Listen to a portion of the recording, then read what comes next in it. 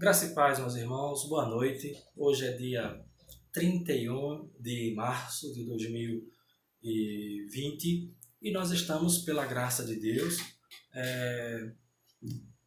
buscando ao Senhor em oração e para buscá-lo em oração. E esta é uma reflexão que estamos gravando para enviar aos irmãos nos grupos de WhatsApp da igreja, para que os irmãos ouçam no momento de culto de oração nas casas, em suas próprias casas, tendo em vista que nós ainda não teremos os cultos de orações nas casas como nós temos feito ao longo aí desses últimos anos. Mas nós teremos o culto de oração nas casas, cada um em sua casa, buscando o Senhor com sua família, buscando a presença de Deus em oração, para que o Senhor use de graça e misericórdia para conosco. Nós iremos orar ao Senhor, clamar ao Senhor em oração nesse momento e pedindo que Ele ilumine os olhos do nosso coração, ilumine os olhos do nosso entendimento para que compreendamos a Sua palavra e possamos viver de acordo com a Sua palavra, colocar este ensinamento em prática em nossa vida. Vamos orar, vamos buscar ao Senhor em nome de Jesus, nosso Salvador. Soberano Deus, eterno Pai que está nos céus, muito obrigado, bendito Deus, por Tua graça, bondade e misericórdia para conosco. Obrigado por esse dia que o Senhor fez e nos deu. Obrigado por Tua graça e misericórdia para com as nossas vidas.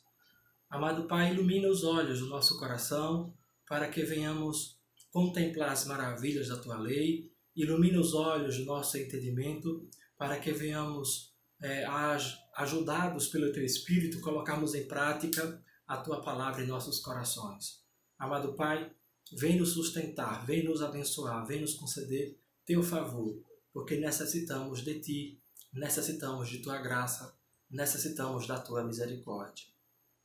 Amado Pai, em nome de Jesus, abençoa aquelas pessoas que estão enfrentando o coronavírus, os profissionais de saúde e todos que precisam trabalhar nesse momento, que o Senhor os assista, os ajude, lhes concedendo graça e favor, para que possam desempenhar as suas funções com coragem, com dedicação e serem protegidos pelo Senhor de pegarem esta doença. Amado Deus, tenha misericórdia daqueles que já foram afetados por esta epidemia, que o Senhor cure-os em nome de Jesus, toque em seus corpos, lhes dê a saúde que eles necessitem. Também te pedimos que o Senhor esteja com os nossos irmãos em suas casas, ajudando-os a que possam passar por esse tempo, por esse momento difícil, possam passar por esse momento socorridos por Ti, sustentados pelo Senhor, e desta maneira o nome do Senhor seja glorificado em nossas vidas. É o que rogamos a Ti, agradecidos em nome de Jesus. Amém. Meus irmãos, nós leremos o texto de Tiago, capítulo 5, nós leremos o versículo 16, a parte final, até o versículo 18, quando o nosso irmão apóstolo Tiago ele nos diz: muito pode, por sua eficácia, a súplica do justo. Elias era homem semelhante a nós, sujeito aos mesmos sentimentos, e orou com instância para que não chovesse sobre a terra. E por 3 anos e 6 meses não choveu. E orou de novo, e o céu deu chuva, e a terra fez germinar seus frutos. Meus queridos, todos nós desejamos, como crentes que somos, servos do Senhor Jesus, todos nós desejamos nos tornar homens e mulheres de orações vitoriosos. Homens e mulheres que oram a Deus e alcançam a vitória em suas orações. Todos nós desejamos e temos no nosso íntimo o desejo de orarmos e sermos ouvidos, e sermos atendidos, e sermos socorridos por Deus de forma rápida, imediata, de forma que o nome do Senhor seja glorificado e nós sejamos felizes, fiquemos felizes, alegres pela resposta de Deus às nossas orações. Todos nós desejamos isso, isso é normal, isso é desejável mesmo, que nós tenhamos esse desejo em nosso coração. Aqui o texto, ele nos fala do profeta Elias. O profeta Elias, ele era, conforme o texto diz, ele era um profeta do Antigo Testamento, no período em que o povo de Israel estava no período dos reis, e que, infelizmente, o povo de Israel havia se desviado do Senhor, muitos estavam entregues ao culto idólatra de Baal, e Elias precisava lidar com esta situação, ficou triste, ficou angustiado, achando que só ele havia de crente, achando que só ele havia de fiel ao Deus de Israel, mas o Senhor falou ao seu coração e disse que não, que Deus tinha preservado mais outros homens que não dobraram os seus joelhos, nem beijaram a Baal. Mas o texto diz que muito pode, por sua eficácia, por seu poder, a súplica do justo. Muito pode, por seu poder, a oração do justo.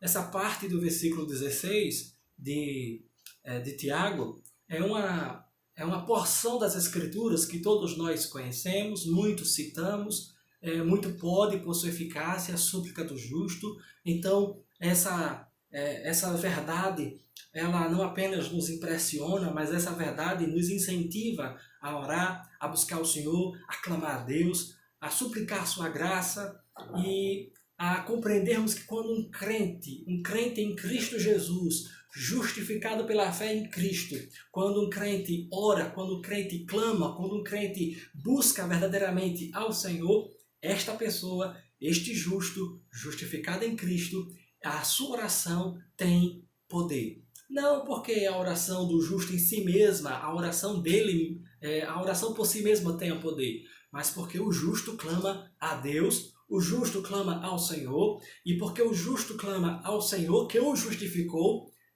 a sua oração tem poder, porque é o poder de Deus que será usado pelo próprio Deus para agir em favor do justo que clama ao Senhor de dia e de noite. Por isso, nós precisamos ter esta compreensão. Primeiro, a oração do justo, a oração do salvo, a oração do crente, a oração do que teme e respeita a Deus, a oração desta pessoa tem muito poder. Porque a sua oração, ela é feita em Cristo, ela é feita na dependência de Deus e ela é feita esperando agir do poder de Deus em favor dos assuntos que o justo apresenta diante do Senhor. Por isso, tenha a compreensão, tenha em seu coração a certeza de que a sua oração, ela pode muito, a sua oração pode operar milagres, a sua oração pode fazer muita diferença, e na verdade faz diferença, desde que você esteja em Jesus Cristo e desde que você dependa do Senhor e tenha comunhão com Ele por meio da oração. Segundo, o texto fala de Elias, como já começamos a falar. O texto diz, Elias era um homem semelhante a nós. E precisamos compreender que Elias era, portanto, um profeta de Deus. Elias era um profeta extraordinário, porque Deus fez por meio dele grandes obras. Deus fez por meio de Elias grandes feitos na vida de Israel, na vida do povo de Israel. Fez descer fogo, descer do céu, e consumiu o holocausto que estava todo molhado com bastante água, e consumiu o holocausto e até lambeu a água a ponto de não deixar água naquele lugar onde o holocausto se encontrava. De maneira que demonstrou o grande poder de Deus, em resposta da oração que Elias fez ao Senhor para que manifestasse sua misericórdia, sua graça em favor do povo de Israel. E aí Elias combateu os profetas de Baal com muita eficiência, pela manifestação da graça e do poder de Deus que respondia às orações do profeta Elias. Elias era um profeta extraordinário, fez vários milagres. Deus falava com o profeta Elias e Deus demonstrava seu poder através do profeta Elias. Mas o texto aqui de Tiago, capítulo 5, fala que Elias era homem semelhante a nós. Imagina, Elias, um homem semelhante a mim, um pecador. Elias, um homem semelhante a você e a mim, semelhante a nós. E aí, Tiago, ele explica o que ele quer dizer que Elias era igual a nós. Ele diz, sujeito aos mesmos sentimentos. Quando Tiago diz isso, que Elias era um homem sujeito aos mesmos sentimentos que nós, Tiago está dizendo que Elias era um homem sujeito aos mesmos pecados, às mesmas paixões, aos mesmos sentimentos que nós somos sujeitos. Eu posso ser mesquinho algumas vezes, eu posso ser rancoroso algumas vezes, vingativo algumas vezes, eu posso ter inveja, eu posso adulterar, mentir, roubar, matar, porque a corrupção está em nossos corações. A corrupção está em nossa alma e precisamos vigiar o nosso coração e nossas ações para não pecarmos contra Deus. E aí, Tiago está dizendo claramente que Elias era um homem sujeito às mesmas paixões que eu e você estamos sujeitos, aos mesmos pecados, aos mesmos sentimentos, a sentimentos de depressão como o profeta Elias teve, a sentimentos de alegria, a sentimentos os mais variados. Elias era um homem, segundo a palavra de Deus, ele era um homem semelhante a nós, parecido conosco, igual a nós, sujeito aos mesmos pecados, às mesmas paixões, aos mesmos sentimentos, às mesmas fraquezas que eu e você estamos sujeitos. Isso é importante a gente ter essa consciência, porque se Elias era um homem igual a mim, pecador, sujeito aos mesmos pecados, e Deus falava com ele, e Deus usava Elias, e Deus respondia às orações de Elias, então eu preciso também ter a confiança de que Deus, por sua misericórdia em Cristo Jesus, também vai ouvir as minhas orações e também vai responder às minhas orações que a Ele faço de dia e de noite. Mas o texto também diz que Elias orou com instância para que não chovesse sobre a terra, e por 3 anos e 6 meses não choveu. Meus queridos, quando o texto sagrado diz isso, está falando da disposição do coração do profeta Elias para a oração. Elias era um homem de oração, e o texto diz que Elias orou com instância. Essa palavra, constância, essa expressão significa que Elias orou com perseverança, com constância, com permanência. Elias orou diante de Deus para que não chovesse sobre a terra, e não choveu por 3 anos e 6 meses. Mas ele orou com perseverança, ele orou com fé, ele orou com confiança, mas perseverando, com insistência, com determinação, até que Deus respondesse a sua oração, e Deus respondeu, e o céu não deu chuva. Mas o texto também diz que ele orou de novo, e o céu deu chuva, e a terra fez germinar os seus frutos. Quando a Bíblia aqui em Tiago diz que e orou de novo, está dizendo que Elias orou da mesma forma, do mesmo modo que ele orou a primeira vez para que não chovesse, ele orou a segunda vez para que chovesse. E a gente precisa pensar ou perguntar de que maneira ele orou a primeira vez. Orou com perseverança, com instância, com constância. Então, a segunda maneira, na segunda oportunidade que Elias ora aqui no texto, ele ora da mesma forma. Ele ora com perseverança. Ele ora com constância. E é assim que eu e você devemos fazer hoje. Este problema que assola o país, este problema que assola as famílias, um vírus espalhado na população e não temos como saber quem está ou não contaminado para isolar só estas pessoas que estão contaminadas. Então, uma vez que nós não temos essa informação, quem é que está contaminado, para poder isolar só estas pessoas e as outras voltarem a trabalhar, voltarem às suas vidas, e aquelas que estão contaminadas ficarem isoladas. Como não podemos fazer isto, não temos como saber isto, então precisamos permanecer nessa quarentena, mas precisamos clamar ao Senhor enquanto estamos neste período, especialmente enquanto estamos nesse período, clamarmos mais intensamente, com ainda constância e perseverança diante do Senhor, para que Ele use de misericórdia para com a nossa terra. Existem amigos nossos ou conhecidos de nossos familiares que já estão alcançados pelo coronavírus. Nós temos, e os irmãos conhecem, sabem, nós temos irmãos nossos que têm parentes que parece que estão já contaminados. Seja como for, nós precisamos clamar ao Senhor por estas pessoas que foram contaminadas pelo coronavírus e por todas que estão trabalhando para impedir o avanço dessa epidemia, e orarmos para que os cientistas possam descobrir o mais rápido possível a vacina, a cura ou um remédio que possa combater esta enfermidade, tirando as pessoas da situação de gravidade que se encontram quando são afetadas, contaminadas com esta doença.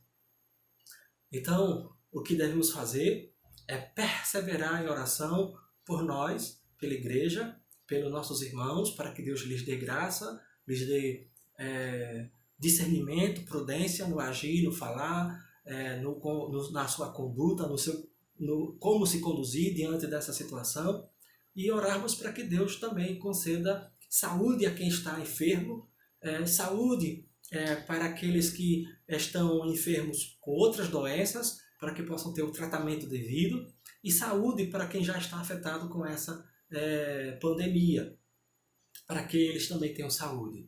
Precisamos orar pelos nossos governantes, para que tenham a prudência, o discernimento, a fim de saberem adequadamente o tempo de tirar a nós da quarentena. Como disse o ministro da Saúde, precisamos, o da Economia, nós precisamos de inteligência para não tirar a população da quarentena cedo demais, nem tirar a população da quarentena tarde demais.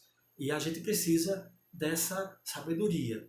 Oremos para que Deus conceda aos nossos governantes, os prefeitos, os governadores e os governantes do governo federal a sabedoria para saber lidar com essa situação, e que o sofrimento seja diminuído de todos que estão já, como eu soube domingo, algumas pessoas já estão passando fome aí em Vitória por causa desta situação, porque tem pessoas que trabalham no dia para comer naquele dia, e se no dia seguinte não trabalhar, não come. Então a situação é calamitosa e a gente precisa da graça de Deus, da misericórdia do Senhor, da intervenção do Senhor sobre nós, sobre nosso país. Que Deus opere repreendendo o mal, repreendendo o coronavírus, repreendendo essas contaminações, nos livrando dessa forma miraculosa, milagrosa da parte de Deus para conosco. Vamos orar, vamos clamar ao Senhor para que Ele tenha piedade de nós. Oremos mais uma vez. Soberano Pai, em nome de Jesus, nosso Salvador, obrigado por Tua graça, misericórdia e bondade. Ilumina, bendito Deus, as nossas vidas, ilumina os nossos corações e ajuda-nos não apenas a conhecermos a Tua palavra, a sabermos a Tua vontade, mas ajuda-nos a vivermos de acordo com a Tua vontade e de acordo com a Tua palavra. Amado Pai, ajuda-nos a que nós nos tornemos homens e mulheres de oração perseverante, de oração constante, para que o Teu nome seja glorificado, para que nós recebamos as Tuas respostas às nossas orações. Abençoa mais uma vez os nossos governantes e aqueles que estão trabalhando para encontrar um remédio seguro contra esta enfermidade. Em nome de Cristo Jesus, nosso Senhor, é o que rogamos a Ti agradecidos. Amém. Deus nos abençoe. Tenham todos uma boa noite em nome de Jesus e até amanhã para recebermos o estudo do culto de doutrina em nome de Jesus, nosso Senhor.